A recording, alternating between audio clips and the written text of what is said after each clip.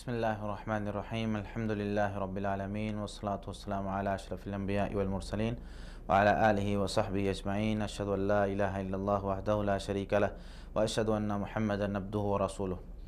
नाज़रीन, आज जिस मौजू को लेकर मैं आपके सामने हाज़िर हुआ हूँ उसे वरा कहा जाता है। वरा तक़वा से एक ऊपर का लेवल है। यानी इस्लाम में कुछ लोग ऐसे होते हैं जो आम मुसलमान होते हैं, सिर्फ फ़र्ज़ी काम करते हैं, बुराइयों से रुकते हैं। कुछ ऐसे होते हैं जो कई मुस्तहब काम भी छोड़ देते हैं, इस वजह से जो जायज़ काम होते हैं इस वजह से छोड़ देते हैं कि इसकी वजह से लोग हमें क्या कहेंगे। यानी जायज़ काम, खाना पीना दुनियावी उमूर में, दीनी उमूर में नहीं, दुनियावी उमूर में जो इस तरह के काम करते हैं उसको फिर तकवा कहा जाता है।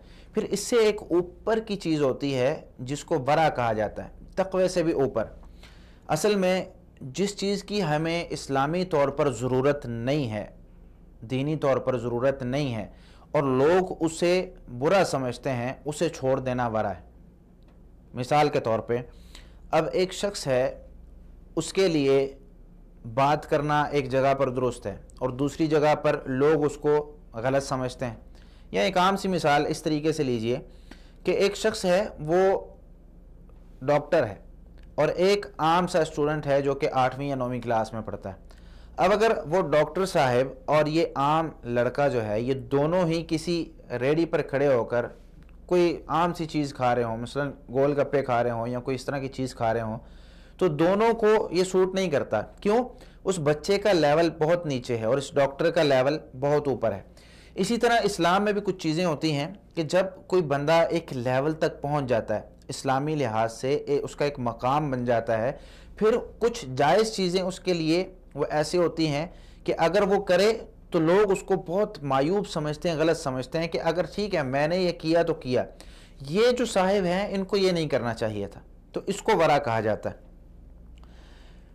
सही बुखारी में 2052 नंबर हदीस मौजूद है, जिसमें यानी असर मौजूद है, जिसमें हस्सान बिन अबी सिनान रहमतुल्लाह अलैह कहते हैं, मा रअयतु शैअन अहवना मिनल वराई, कोई भी चीज़ मैंने नहीं देखी जो ज़्यादा आसान हो वरा से। यानी वरा इंसान अपना ले, अपने अंदर तकवे की एक आला सिफ्त अपना ले, तो फिर उसके लिए सारी चीज़ें आसान हो जाती हैं। और इसका कायदा और कुलिया उन्होंने बताया, फरमाने लगे, दा मा युरीबुका इला मा ला युरीबुका, वो काम करो जिसमें कोई शक ना हो और वो काम ना करो जिसमें शक हो। यानी शुबे वाली चीज़ों से बचना और ऐसी चीज़ या ऐसा काम करना जिसमें मुकम्मल तौर पर हमें यकीन है, वो काम करने का हुक्म दिया गया है। शरीयत इस्लामिया भी हमें इसी चीज़ का हुक्म देती है। मिसाल के तौर पर सही तरगीब व तरहीब में जिल्द 1 सफ़ा 137 पर हदीस मौजूद है। हुज़ैफ़ा बिन यमान रज़ी अल्लाह तआला अन्हु फरमाते हैं, रसूलुल्लाह सल्लल्लाहु अलैहि वसल्लम ने फरमाया, फ़ज़लुल इल्मि खैरुम मिन फ़ज़लिल इबादा, इल्म की फ़जीलत बहुत ही बेहतर है इबादत की फ़जीलत से। यानी इबादत और इल्म दोनों फ़जीलत वाले अमल हैं, लेकिन इल्म हासिल करना ये इबादत करने से ज़्यादा फ़जीलत वाला अमल है। क्यों? आप इबादत कर रहे हैं, आपको पता ही नहीं है इबादत कैसे करनी। आप इबादत कर रहे हैं, आपको पता ही नहीं, मिसाल के तौर पर नमाज़ पढ़ रहे हैं, आपको पता नहीं नमाज में रुकू किस तरह करना है, सजदा किस तरह करना है, तो यहाँ पहले आप उसका इल्म हासिल करेंगे। जब तक आप इल्म हासिल कर रहे हैं ये उस इबादत से बेहतर है। इल्म हासिल करते रहें, ये इबादत से बेहतर है। लेकिन इसका मतलब ये नहीं कि इबादत नहीं करनी, इल्म हासिल करें साथ फिर इबादत करें, तो उसका फिर जिसे कहते हैं कि 4 चांद लग जाते हैं, उस तरीके से फिर इबादत का अजर बनता है। आगे आप सल्लल्लाहु अलैहि वसल्लम ने इरशाद फरमाया, व खैरु दीनिकुमुल वराउ, और तुम्हारे दीन में से सबसे बेहतर दीन वो वरा है। यानी ऐसी चीज़ों को छोड़ दो जो तुम्हारे काम की नहीं है, जो तुम्हारे जहाँ तुम्हारा काम है वहाँ काम से काम रखो, जहाँ तुम्हारा काम नहीं है वहाँ छोड़ दो। नवास बिन समान रज़ी अल्लाह तआला अन्हु फरमाते हैं, सअलतु रसूलुल्लाह सल्लल्लाहु अलैहि वसल्लम अनिल बिर्रि वल इस्मी, मैंने रसूलुल्लाह सल्लल्लाहु अलैहि वसल्लम से गुनाह के बारे में और नेकी के बारे में सवाल किया कि गुनाह किसे कहते हैं, पहचानने का तरीका क्या है, नेकी किसे कहते हैं, पहचानने का तरीका क्या है, मुझे बता दीजिए। तो आप सल्लल्लाहु अलैहि वसल्लम फरमाया, अल बिर्रु हुस्नुल खुलुक़, नेकी अच्छा अखलाक है। अब आपको पता है अखलाक कितना वसी है कि इसमें अल्लाह रब्बुल आलमीन के साथ हमारा क्या ताल्लुक़ है, नबी करीम सल्लल्लाहु अलैहि वसल्लम के साथ हमारा क्या ताल्लुक़ है, सहाबाए किराम के साथ, आम लोगों के साथ, हमारे घर वालों के साथ। तो सबसे अच्छी नेकी अच्छा अखलाक है। اور گناہ کے بارے میں آپ صلی اللہ علیہ وسلم نے خبر دیتے ہوئے فرمایا والاسم ما حاک فی صدرک وکرہت ان یطلع علیہ الناس، اور گناہ یہ ہے جو تیرے دل میں کھٹکے اور تجھے اس چیز سے گھن آئے یا تو اس چیز کو مکروہ سمجھے کہ کہیں لوگوں کو یہ پتہ نہ چل جائے۔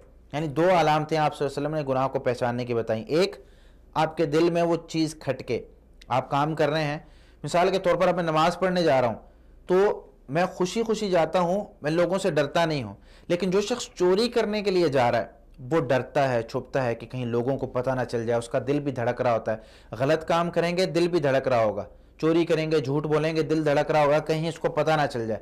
تو وہی گناہ ہوتا ہے جہاں پر ہمارا دل اس طرح دھڑک رہا ہو اور لوگوں کے پتہ لگ جانے سے ہمیں خطرہ ہو کہ کہیں لوگوں کو پتہ نہ چل جائے، اسے گناہ کہتے ہیں۔ اسی طرح سنن ابن ماجہ میں 2144 نمبر حدیث ہے جس میں جابر بن عبداللہ رضی اللہ تعالیٰ عنہ فرماتے ہیں رسول اللہ صلی اللہ علیہ وسلم نے ارشاد فرمایا ایھا الناس اتقوا اللہ واجملوا فی الطلب، اے لوگو اللہ سے ڈر جاؤ، اللہ کا تقوی پیدا کرو اور اعلیٰ درجے کا تقوی یعنی ورع پیدا کرو، واجملوا فی الطلب، اور جب طلب کرو کوئی بھی چیز تم نے حاصل کرنی ہے، حاصل کرنے میں اچھا طریقہ اپناؤ، غلط طریقہ کبھی مت اپناؤ۔ کیوں؟ فإن نفسا لن تموت حتى تستوفي رزقها، کیونکہ کوئی بھی جان اس وقت تک نہیں نکلتی جب تک اپنا پورا رزق کھا نہ لے۔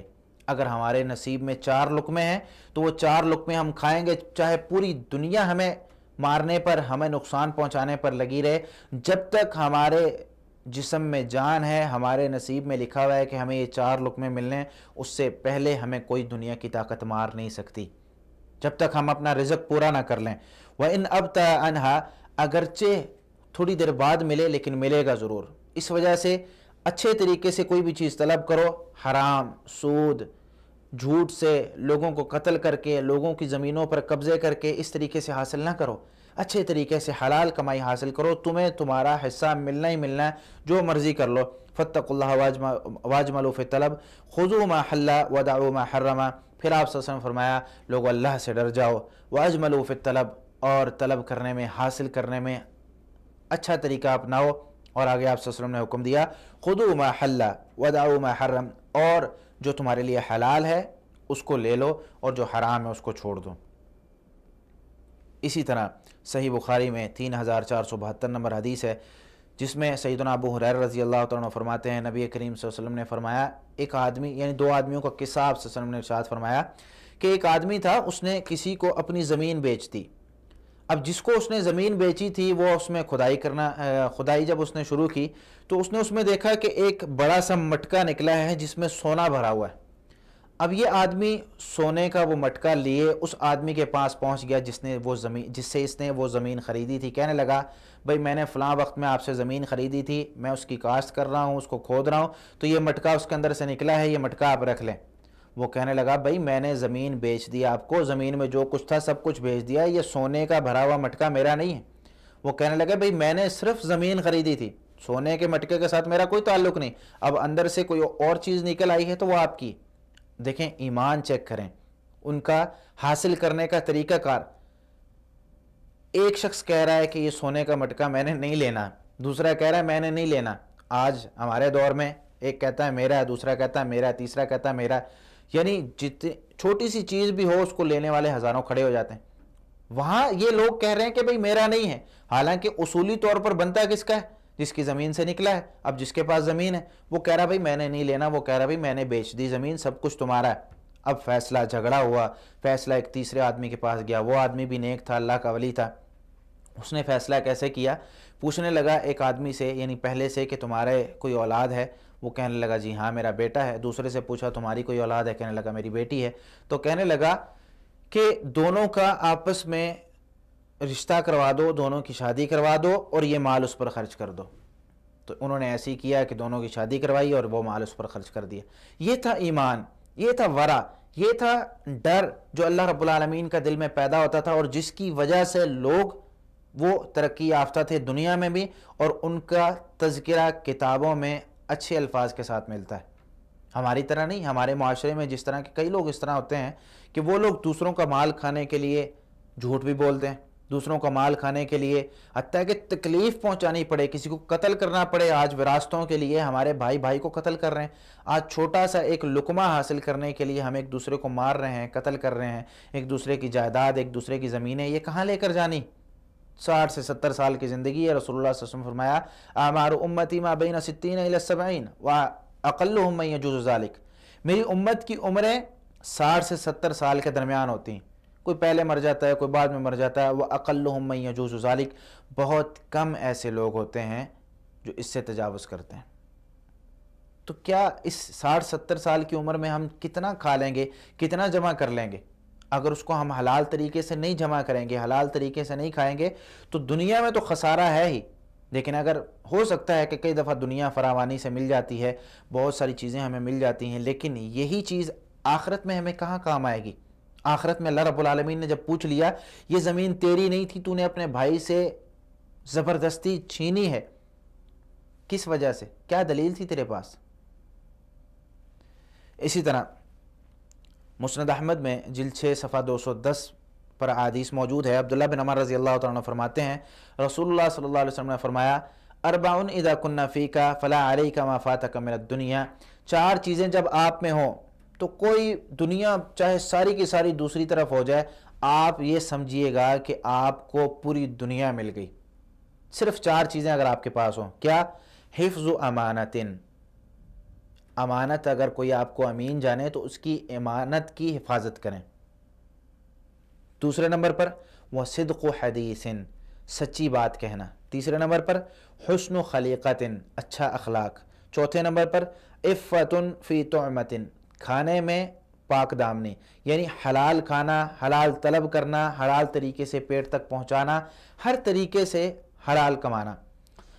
اب یہ 4 چیزیں ہیں، امانت کی حفاظت کرنا، سچی بات کہنا، حسن اخلاق کہنا، اور کھانے میں پاک دامنی، عفت اختیار کرنا۔ یہ 4 چیزیں اگر آپ صلی اللہ علیہ وسلم عبداللہ بن عمر رضی اللہ تعالیٰ عنہما کو فرما رہے ہیں، اگر یہ 4 چیزیں تمہیں مل جائیں تو دنیا ساری کی ساری تم سے فوت ہو جائے، دنیا ساری کی ساری تم سے رہ جائے، یہ 4 چیزیں تمہارے لیے کافی۔ صحیح مسلم میں 1015 نمبر حدیث ہے۔ سیدنا ابو ہریرہ رضی اللہ تعالیٰ عنہ فرماتے ہیں رسول اللہ صلی اللہ علیہ وسلم نے فرمایا ایھا الناس ان اللہ طیب لا یقبل الا طیبا، اے لوگو اللہ پاک ہے اور پاک ہی کو پسند کرتا ہے۔ وَإِنَّ اللَّهَ أَمَرَ الْمُؤْمِنِينَ بِمَا أَمَرَ بِهِ الْمُرْسَلِينَ، بے شک اللہ رب العالمین نے رسول اللہ صلی اللہ علیہ وسلم کو بھی، یعنی مومنوں کو اس چیز کا حکم دیا جو نبیوں کو حکم دیا۔ اور کیا حکم دیا؟ فرمانے لگے، سورہ مومنون کی آیت 51 پڑھی، یا ایھا الرسل کلوا من الطیبات واعملوا صالحا، اے رسولو صرف جو طیب اور پاک چیزیں، حلال چیزیں ہیں وہ کھاؤ، واعملوا صالحا، اور نیک عمل کرو۔ اور اسی طرح مومنوں کو کہاں حکم دیا؟ سورۃ البقرہ آیت 172 میں، یا ایھا الذین آمنوا کلوا من طیبات ما رزقناکم، اے ایمان والو جو پاکیزہ چیزیں ہم نے تم کو رزق دی ہیں، حلال چیزیں تم کو رزق دی ہیں وہ کھاؤ۔ پھر آپ صلی اللہ علیہ وسلم نے ایک آدمی کا ذکر کیا جو حلال نہیں کھاتا تھا، ذکر کیا ثم ذکر الرجل یطیل السفر اشعث اغبر، پھر ایک آدمی کا ذکر جو کہ بہت لمبا سفر کر کے آتا ہے، تھکا ہوا، بال پرا گندہ ہے، کپڑے گندے ہیں، یمد یدیہ الی السماء یا ربی یا ربی، اپنے ہاتھوں کو اٹھاتا ہے، کہتا ہے اے میرے رب اے میرے رب، یعنی بڑی بڑی طویل دعائیں کرتا ہے، لیکن اس کی دعا قبول نہیں ہوتی۔ کیوں؟ مطعمہ حرام مشربہ حرام ملبسہ حرام وغذی بالحرام، آپ صلی اللہ علیہ وسلم نے ارشاد فرمایا کہ اس بندے کا کھانا بھی حرام کا ہوتا ہے، پینا بھی حرام کا ہوتا ہے، لباس بھی حرام کا پہنا ہوا ہے، غذا بھی حرام کی ملی ہوئی ہے، فأنی یستجاب لذلک، اس کی دعا کیسے قبول ہو؟ تو جب ہم نیکیاں تو کرتے ہیں لیکن اپنی نیکیوں میں اس چیز کا احساس نہیں کرتے کہ ہم پاک کھا رہے ہیں کہ نہیں، حلال کھا رہے ہیں کہ نہیں، تقوی اور ڈر دل کے اندر موجود نہیں ہوتا، ورع ہمارے دل میں موجود نہیں ہے۔ آج عام سا ایک تقوی والا بندہ نہیں ملتا، ورع تو بہت دور کی بات ہے۔ تو یہ ورع اپنے اندر پیدا کریں جو صحابہ کرام، نبی کریم صلی اللہ علیہ وسلم اور ان لوگوں کے اندر تھی جن کا تذکرہ رسول اللہ صلی اللہ علیہ وسلم کیا کرتے تھے۔ تو اللہ رب العالمین ہمیں تقوی سے بھی بڑھ کر یہ ورع اپنانے کی توفیق عطا فرمائے۔ اللہ رب العالمین ہم سے راضی ہو، اللہ رب العالمین ہمیں صحیح معنوں میں اسلام کو سمجھ کر عمل کرنے کی توفیق عطا فرمائے۔ وما علیہ الا البلاغ المبین۔ جزاکم اللہ خیرا۔ السلام علیکم ورحمۃ اللہ وبرکاتہ۔